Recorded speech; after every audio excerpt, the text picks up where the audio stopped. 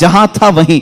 آج بھی مکہ مکرمہ میں اس درخت کی جگہ پر ایک مسجد بنائی گئی ہے. یہ ترکیوں کی بدولت بنی تھی, وہابیوں کی بدولت نہیں. اس مسجد کو مسجد شجرہ کہتے ہیں, درخت والی مسجد. اس دیہاتی نے بعد میں کہا, اے اللہ کے رسول, جب درخت آپ کو اللہ کا رسول مانتے ہیں اور سجدہ کرتے ہیں, ان سے زیادہ حق تو انسانوں کا ہے. میں سجدہ کروں آپ کو, میں اللہ کا رسول مانوں؟ اللہ کے نبی نے فرمایا, اللہ نے اپنے علاوہ کسی اور کے لیے سجدہ حلال نہیں کیا, سجدہ صرف اللہ کا ہوگا. ہاں, اس نے کلمہ طیبہ پڑھا اور ایمان لایا. میں یہاں بتانا چاہتا ہوں, معجزہ وہ ہے رسول جو کہہ دے وہ ہو جائے. لیکن یہاں تو رسول نے درخت کو نہیں کہا, اس دیہاتی نے جا کر کہا. وہ بھی ابھی ایمان نہیں لایا تھا, ایمان لانے سے پہلے جا کر کہا, اے درخت تجھے رسول بلا رہے ہیں. پتا چلا رسول کا غلام جو ہوتا ہے, رسول سے جس کی نسبت ہو جائے, جس کا کنیکشن مضبوط ہو جائے, وہ بھی اگر مخلوقات کو حکم دے دے تو اس کے حکم کی وہ پابندی کرتے نظر آتے ہیں, اس کے حکم کی پابندی کرتے نظر درخت سے پوچھتے اگر تم, اے درخت کیا تو ایک دیہاتی کی بات مان کر اپنی زمین کی جڑوں سے نکل آیا؟ یہ دیہاتی بھلا ہے کون, تو اس کی بات کیسے مان لیا؟ تو درخت تمہیں اپنے عالم ارواح میں غالباً یہ جواب دے دے. وہ کہے گا, نادان, تو یہ نہ دیکھ کہ وہ دیہاتی مجھے بلانے آیا تھا, یہ دیکھ وہ کس کے حکم سے آیا تھا. جس کا حکم تھا اس کے حکم پر میں بجا لانے کے لیے اس عمل کو کیا. عزیزان گرامی وقار, یہ درختوں کے معجزے یہ ایسے نہیں ہیں کہ صرف ہم لوگوں نے لکھے ہیں. تاریخ کے اوراق آج اس بات کے شاہد ہیں کہ مکہ کے کفار و مشرکین بھی ان معجزات کو دیکھتے رہے. ان معجزات کو انہوں نے دیکھا, درخت کا نکل کر کے آنا, ہرن کا بات کرنا حضور سے, اونٹ کا بات کرنا, بھیڑیے کا گفتگو کرنا, یہ مکہ والوں نے سنا بھی ہے. فصیح عربی زبان میں ایک بھیڑیا گفتگو کر رہا تھا مکہ میں. ایک آدمی نے, مکے والے نے دیکھا بھیڑیا گفتگو کر رہا ہے عربی میں, اس کا شکار اس نے چھین لیا تھا. اس نے کہا, اللہ نے جو مجھے رزق دیا تو نے چھین لیا. اس نے پلٹ کر کے کہا, کیا جانور بھی عربی بولتے ہیں؟ اس بھیڑیے نے جواب کیا دیا, سنی. اس بھیڑیے کا جواب, وہ عاشق رسول ہوگا.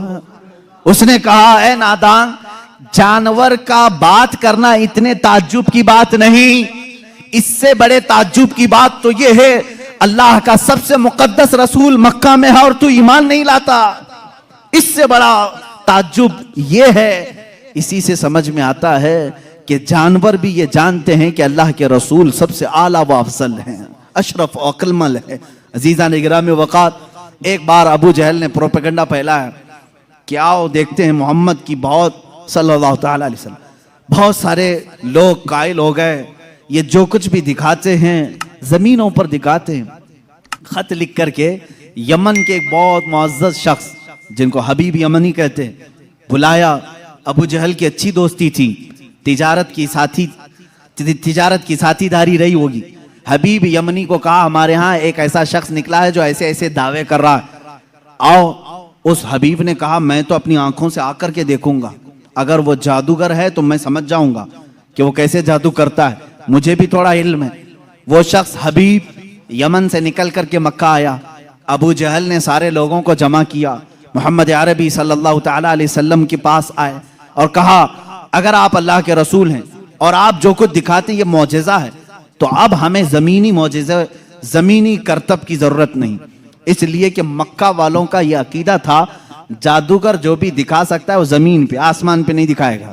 آسمان پہ جادو نہیں چلتا.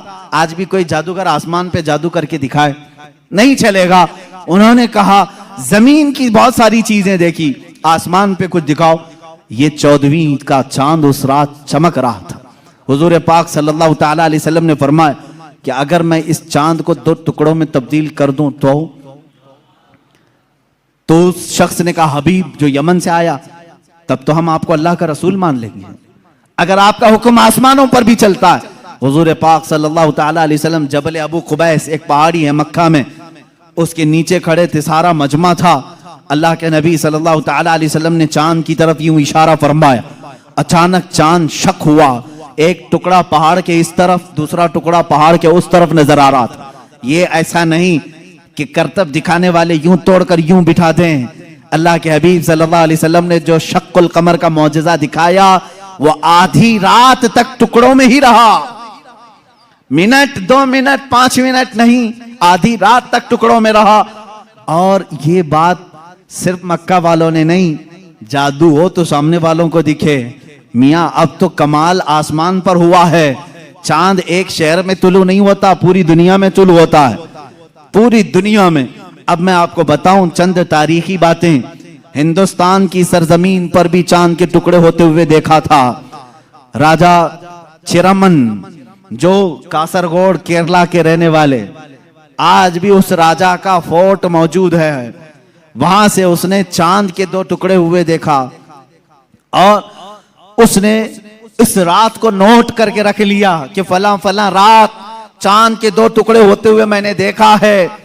پھر جب حضرت مالک بن دینار تشریف لائے, ہندوستان آئے اور ان کے کمالات کو دیکھ کر کے اس نے کہا ایک رہسیہ ہے, ایک معمہ ہے جو حل نہیں ہوتا.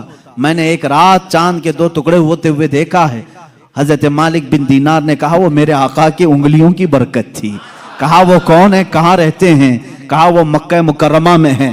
رسول کریم صلی اللہ تعالی علیہ وسلم کے متعلق مالک بن دینار نے جب بتایا, اس راجا نے اسی وقت سفر کا ارادہ کیا اور اپنے کچھ ساتھیوں کے ساتھ سفر کے لیے روانہ ہوا. مکہ مکرمہ پہنچا بھی اور اسلام کی دولت سے مشرف بھی ہوا. جہاں تک یہ تاریخ ملتی ہے, واپسی میں درمیانی راستے میں اس کا انتقال ہوا اور مسقط سلالہ کے قریب غالباً جو عمان میں ایک شہر ہے, وہاں پر تدفین بھی عمل میں آئی. آج بھی مزار مبارک ہے. یہ تاریخ کی وہ سچائیاں میں آپ کو بتا رہا ہوں. صرف مکہ کے کافروں نے معجزہ شق القمر نہیں دیکھا, ہندوستان کو بھی فخر ہے اس بات پر کہ ہمارے درمیان سے بھی, اگرچہ وہ کفرستان میں رہنے والا راجا, لیکن بعد میں اسلام میں آ کر کے اس نے ہم سب کا کفارہ ادا کیا ہے. معجزہ شق القمر کو دیکھا بھی اور انکار نہیں کیا. اس سے یہ معلوم ہونا چاہیے ہندوستانی وہ ہو جو میرے آقا کے معجزوں کو دیکھے تو انکار نہ کرے بلکہ ایمان لے کر کے آئے اور صحابہ کے نقش قدم پر چلے. یہ حقیقی ہندی ہونے کی دلیل بھی ہے. جو ہندوستانی مسلمان ہے وہ حضور کے علم غیب کا انکار نہ کرے. صحابہ نے انکار نہیں کیا تھا. صحابہ نے نہیں کہا تھا پیٹ پیچھے کی خبر نہیں ہے. اگر تم ہندوستان میں رہ کر کے اس طرح کی باتیں کرتے ہو تو میں کہتا ہوں دیش دروہی تو اصل یہی ہے. سب سے پہلے عزیزان گرامی وقار, اب رسول کریم صلی اللہ تعالی علیہ وسلم کے معجزے شق القمر کو جو ہوتے ہوئے حبیب یمنی نے سامنے دیکھا.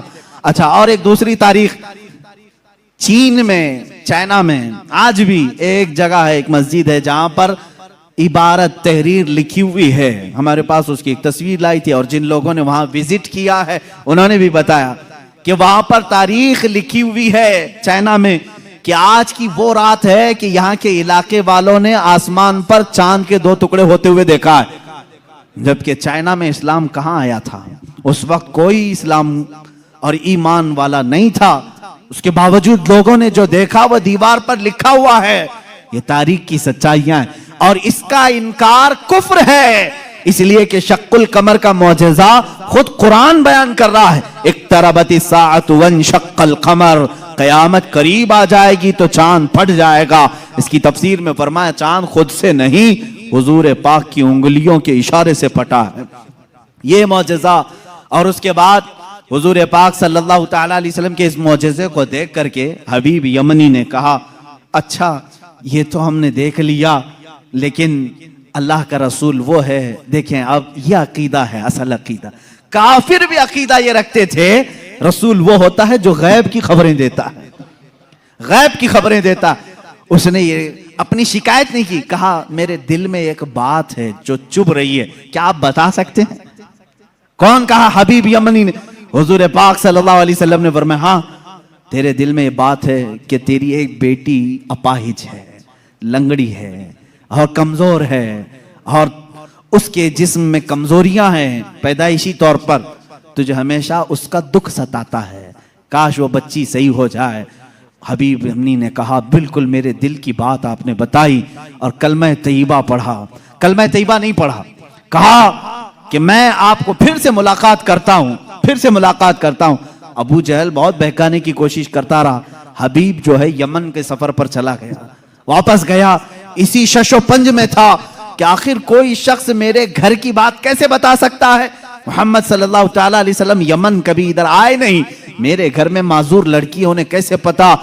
وہ یمن اسی شش و پنج میں گھر آیا, دروازہ کھولا تو دیکھا اس کی بیٹی بھلی چنگی چلتی ہوئی آ رہی اور کیا کہہ رہی ہے, لا الہ الا اللہ محمد الرسول اللہ.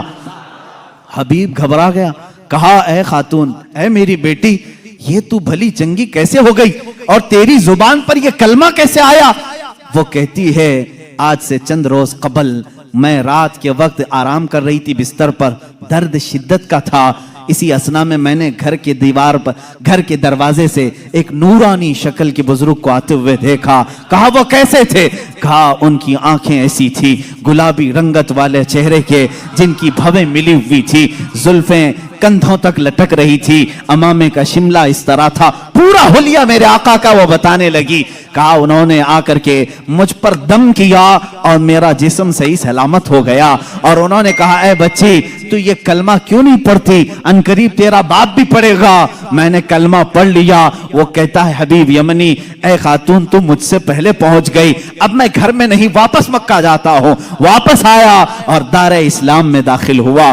ابو جہل کو کوسنے لگا اور کہا اے ظالم, تو نے جادوگر کہہ کر کے بلایا تھا, محمد کے متعلق کیا کیا پروپیگنڈا پھیلایا تھا. اور ابو جہل سے کہا بات تو اچھی ہی ہے تیری, تو نے جادو دکھانے کے لیے بلایا تھا, لیکن میں تو ایمان کا سرشتکار ہو گیا, میں ایمان کے پیکر میں ڈھل گیا.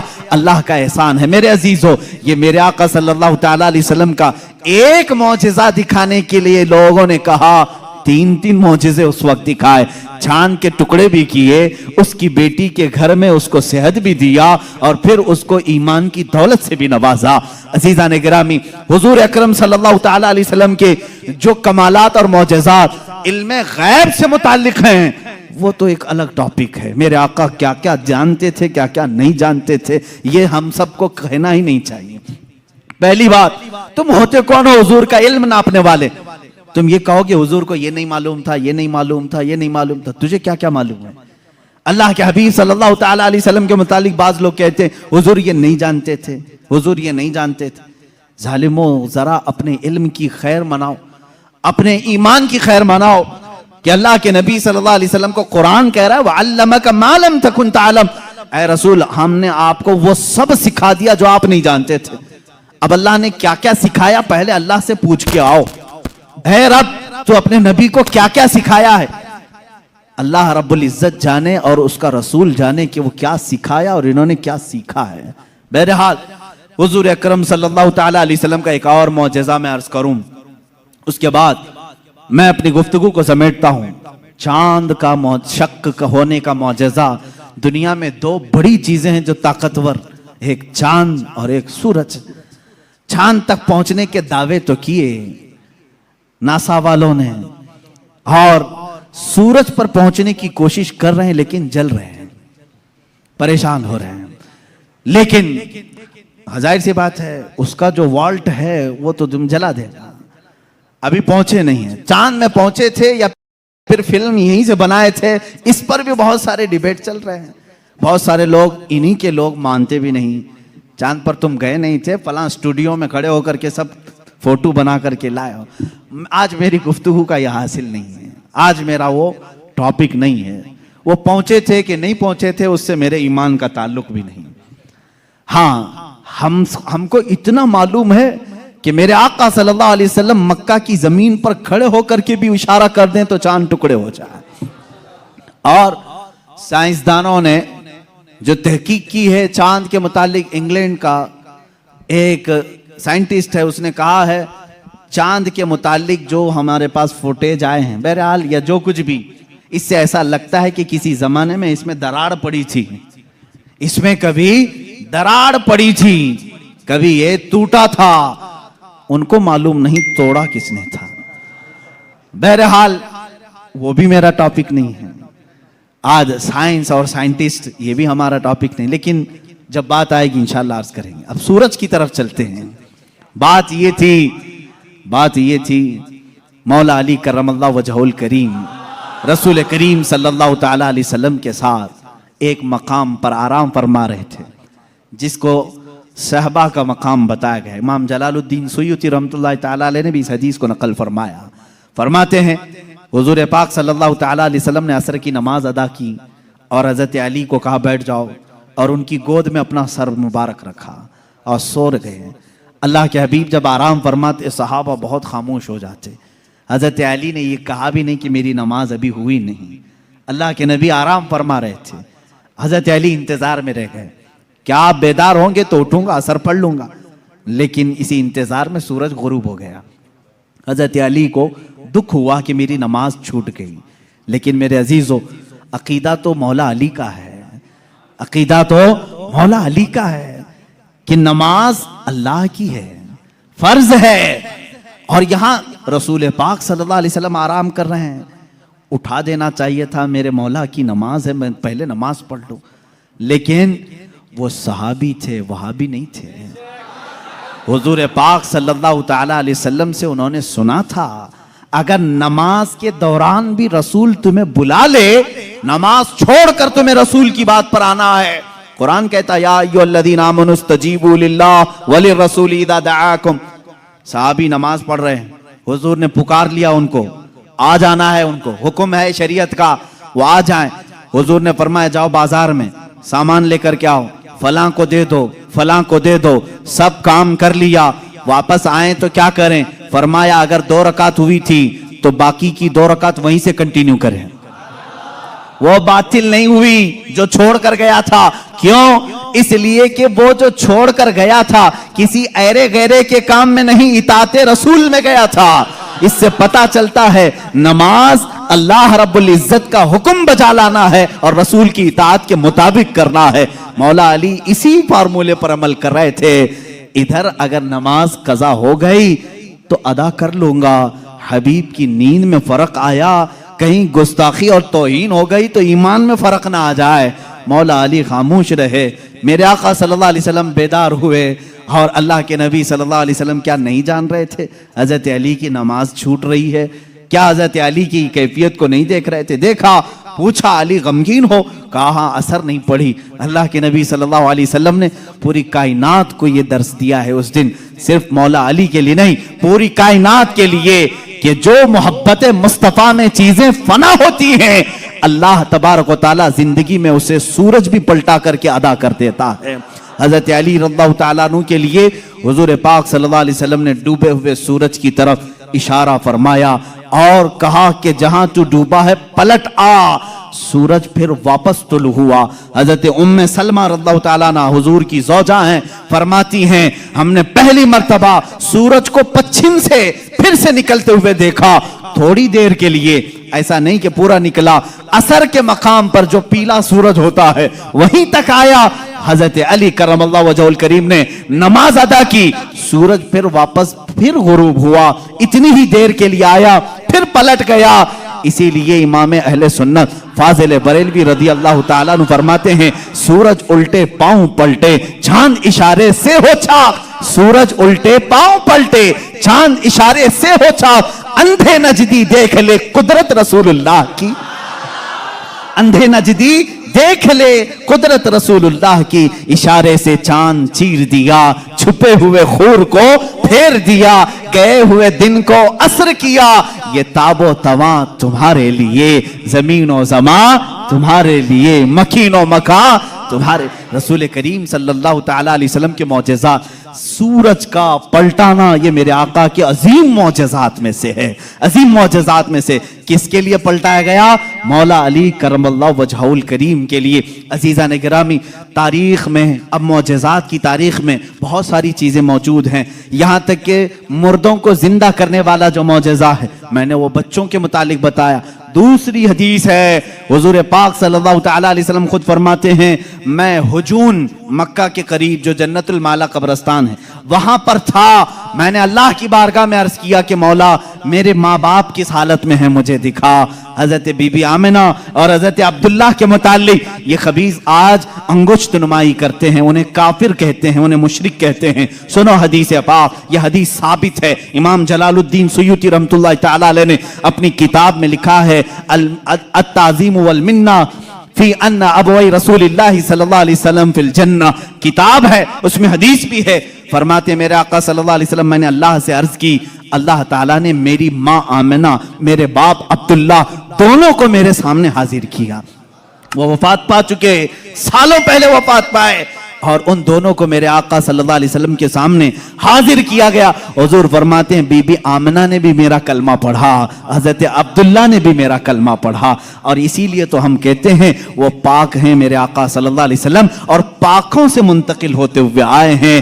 حضور اکرم صلی اللہ تعالیٰ علیہ وسلم کے متعلق جو یہ عقیدہ رکھے گا کہ ان کے آبا و اجداد کافر تھے، تو میں سمجھتا ہوں دنیا میں اس سے بڑا بدبخت کون ہے، اس سے بڑا ایسا حرمہ نصیب جو حضور پاک کے آبا و اجداد پر طعنہ زنی کرتا ہے۔ عزیزان گرامی، ہمیں تو بریلی کے امام نے یوں کہا ہے تیری نسل پاک میں ہے بچہ بچہ نور کا، تو ہے عین نور، تیرا سب گھرانہ نور کا۔ حضور سے لے کر آدم علیہ السلام تک کا جو گھرانہ ہے وہ سب گھرانہ نور کا ہے، اور نور کفر میں نہیں جا سکتا۔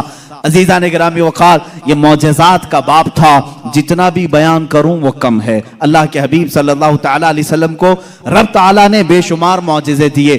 آخری بات جو شروع میں نے کہا تھا، اور معجزے اس مقام کے لوگوں نے دیکھا، اس زمانے کے لوگوں نے دیکھا۔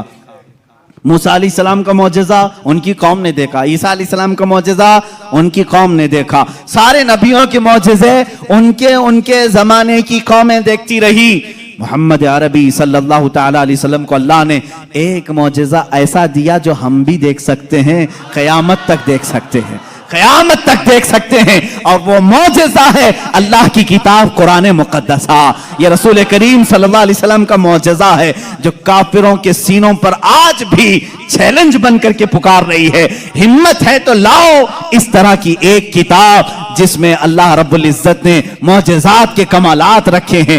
بلکہ قرآن آج بھی چیلنج کر رہا ہے، اے امریکہ، اے روس کے سپر پاور، اے رشیا والوں، تم نے ایٹم بم بہت بنا لیے، میزائل پیٹرول بہت بنا دیے، لاؤ اللہ کے کلام کے ایک مثل جس کو قرآن میں موتیوں کے تاروں میں جس طرح باندھا گیا ہے، جس کی ابتدا سورہ فاتحہ سے ہوتی ہے، جس کی ختم والناس پر ہوتی ہے۔ اللہ نے پوری کتاب لانے کے لیے تو چیلنج کیا ہی تھا، بعد میں کم کیا گیا اور کہا گیا پوری کتاب نہیں لا سکتے، 10 سورتیں لا کر کے دکھا دو، 10 سورتیں اس طرح لا کر دکھا دو۔ 10 سورے نہیں لا سکے، پھر اللہ نے فرمایا چلو 10 آیتیں لا کے دکھا سکو۔ اے میرے عزیزو، فخر سے کہو اے مسلمانوں، آج بھی زندہ جاوید معجزہ رسول اللہ کا ہمارے درمیان موجود ہے، وہ اللہ کی کتاب قرآن مقدسہ ہے۔ کوئی اگر تمہارے حقانیت کی دلیل تم سے پوچھے تمہارا مذہب حق ہے، کیا دلیل ہے، اس کے سامنے قرآن پیش کر دینا۔ قرآن 14 صدیوں پہلے آج کے ہونے والے واقعات بیان کر رہا ہے، تیرے بھی پاس اس کا کوئی جواب ہے تو لا کر کے دکھا دے، اس لیے کہ رسول اللہ کا معجزہ ہے۔ دوسرا میری طرف سے چیلنج ہے، سارے کمپیوٹر، سارے ویب، جتنے بھی انٹرنیٹ کی دنیا ہے، سارے ہیکر جو اس زمانے میں بڑی بڑی بینکوں کو ہیک کرتے ہیں، سب سے میرا چیلنج ہے، آؤ اللہ کی کتاب قرآن مقدسہ کو ہیک کر کے دکھاؤ، اور ایک آیت ہیک کر کے دکھاؤ، میں مان لوں گا۔ ایک زبر ہیک کر کے دکھاؤ، نہیں کر سکو گے۔ تم نے دنیا کے بڑے بڑے پارلیمنٹ کا ڈاٹا چرایا ہوگا، اللہ کے کلام کا ایک زبر نہیں چرا سکتے۔ یہ میرا چیلنج ہے، ہیکر سب جمع ہو جاؤ، اللہ کی کتاب کو ہیک کر کے دکھاؤ، انشاءاللہ العزیز صبح قیامت تک نہیں کر سکو گے۔ مجھ جیسے کروڑوں لوگوں کو اللہ نے پیدا کیا جن کے سینوں میں اللہ نے یہ قرآن محفوظ کیا ہے۔ عزیزان گرامی وقار، یہ میرے مصطفیٰ کا زندہ جاوید معجزہ ہے، اس کو سینے سے لگاؤ، اس کو پڑھو بھی، اس پر عمل بھی کرو۔ مولا ہمیں دنیا میں قرآن کے ساتھ رکھے اور صاحب قرآن کی محبت کے ساتھ رکھے۔ جب قبر میں جائیں تو مولا ہمیں قرآن کے ساتھ قبر میں لے جائے اور صاحب قرآن کی زیارت نصیب کرے۔ جب حشر میں مولا ہمیں اٹھائے تو قرآن کے ساتھ اٹھائے اور صاحب قرآن تاجدار مدینہ کی شفاعت نصیب فرمائے۔ وآخر دعوانا الحمدللہ رب العالمین۔